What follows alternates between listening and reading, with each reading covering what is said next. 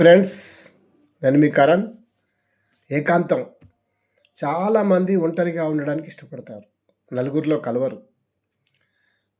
నలుగురితో మాట్లాడడానికి భయం, జంకు.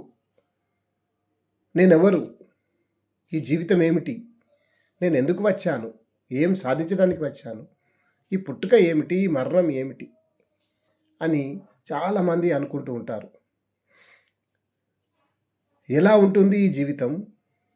అని ఇలాంటి ప్రశ్నలు ఎన్నో వేసుకుంటూ ఒంటరిగా ఏకాంతంలో ఆలోచిస్తూ ఉంటారు.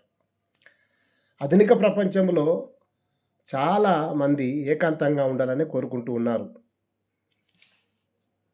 10 మందిలో మాట్లాడటానికి భయపడుతూనే, 10 మందిలో ఉంటూనే మాట్లాడకుండా మౌనంగా ఉన్నవారు కూడా ఎందరో ఉన్నారు.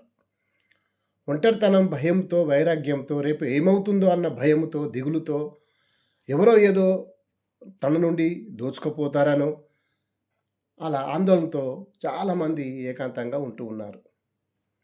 నలుగురిలో కలవాలి, నలుగురితో మాట్లాడాలి, నలుగురితో కలిసిమెలిసి ఉండాలి. అప్పుడే నీ ఒంటరితనం పోతుంది, నీ భయం పోతుంది. భయపడకు, అందరితో కలువు, ఒంటరిగా ఉండకు. ఒంటరిగా ఉంటే నీకు పిచ్చి పిచ్చి ఆలోచనలు వస్తాయి.